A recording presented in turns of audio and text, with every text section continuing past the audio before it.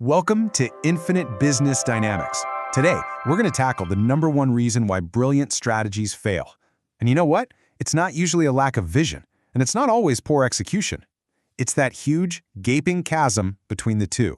We're going to build the bridge across that chasm today and really get to grips with the one concept that ensures your great ideas can actually survive in the real world. Let's get into it. So what is this concept? It's called the commercial case. And really, its whole job is to be a massive reality check, to bridge a company's strategic ambition with, well, actual market reality. It's the process that stress tests those bold visions against the unforgiving forces of the market, making sure that what looks amazing on a PowerPoint slide is actually viable out in the wild. We're going to break this down into 4 key parts. First up, we'll figure out where the commercial case even fits into the grand scheme of things. Then, we'll see how it forces a fundamental choice that can literally redraw the boundaries of a company. After that, we'll look at how it helps a strategy survive its first contact with reality. And finally, we'll see how it all comes together to create a credible blueprint for getting things done. All right, let's dive right into Section 1, the architecture of discipline. Before we can really appreciate what the commercial case does, we have to understand where it sits in the bigger picture of how major investment decisions get made. I think this slide lays it out perfectly. Think of any major investment as having to pass through 5 critical gates. Now, the first 3 are all about looking inward. The strategic case asks, why are we even doing this? The economic case asks, is it worth the effort? And the financial case asks, can we actually afford it? But then, bam, we hit gate number 4, the commercial case. This is the very first time we look outside our own walls and ask the tough question, can the market actually deliver what we need? It's only after we answer that we can look back inside for the final gate, the management case, and ask, okay, can we execute it? That 4th gate, folks, is where ambition meets cold, hard reality. And this bridge visual, man, it just nails it. On one side, you've got your why. That's the strategic case. On the other side, you've got your how, the management case. So what's holding it all together? The commercial case. It's the central pillar. It's what forces you to make the most critical decision of all. Do we build this thing ourselves or do we go out to the market and buy it?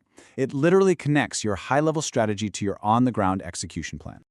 Okay, so that sets the stage. Let's build on that with Section 2. This is all about redrawing the firm's boundary. And as you can see from the subtitle, this is the one strategic choice that changes absolutely everything. So what is this massive decision we're talking about? What's the one choice sitting right at the heart of the commercial case that can redefine the entire shape and future of an organization? And here it is. Make versus buy. But, and this is super important, this is not just some simple procurement question you hand off to another department. No way. This is a fundamental redrawing of your company's boundary. When you choose to make something, you're governing it through your own internal hierarchy, your own controls. But the second you choose to buy, whether you're outsourcing, licensing, or even acquiring another company, you are choosing to govern through contracts, through risk allocation, through market forces. Your strategy just got externalized. And check this out.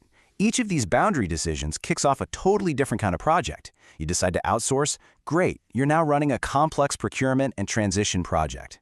You decide to acquire a competitor? Well, you just launched a massive post-merger integration.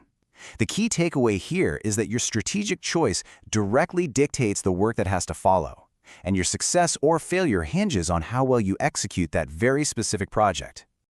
And this all leads to a really crucial point. Your internal structure has to be built to support your external strategy. You just can't have a simple, domestically focused org chart if you're trying to pull off a complex global acquisition. It won't work. The commercial strategy is the linchpin, the thing that locks your internal structure and your external goals together, making sure your internal machine is actually built to deliver what you promised. And this is exactly why it's so critical. Let this one sink in for a second. Misalignment destroys value faster than poor execution. Think about that. You could have the most talented, efficient team on the planet, but if they're executing a strategy that's structurally misaligned with the market route you've chosen, you're just accelerating towards failure. All right, so we've made our big choice. Now what? Welcome to Section 3, Surviving Commercial Reality. Now that we have our strategy, the commercial case gives us the tools to actually stress test it against the messy, unpredictable, and sometimes hostile real world. So how do we actually test for feasibility? Well, we start by asking if the environment is even permissive for our strategy. We use tools like Steepled to analyze the big macro stuff, social, technological, economic factors, you name it. We look at the industry structure itself, supplier power, competitive threats. And so importantly, we have to verify that our potential partners can actually do what they say they can do, using a framework like the 7 Cs. If any of these checks come back with a big red flag, even the most brilliant strategy is frankly dead on arrival.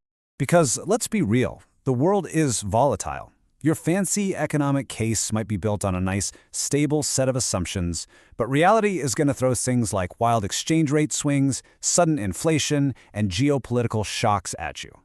The commercial case acts as a shield. It's where you build in value protection, things like forward contracts, hedging, and solid contingency plans to make sure your project can take a punch and keep moving forward. A huge piece of this puzzle is intelligently allocating risk. You see on this scale, different contract types put the risk in different places. A fixed-price contract, that shifts most of the risk onto your supplier. A cost-plus contract, most of it stays with you. But here's the thing.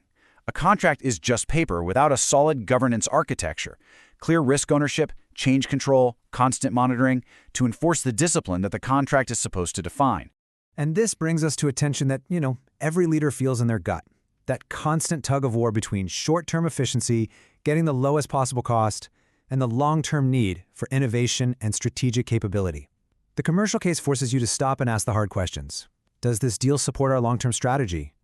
Is the risk we're taking on actually acceptable? Can they even deliver? And that leads us to a golden rule, a non-negotiable principle. Short-term savings must never destroy long-term positioning.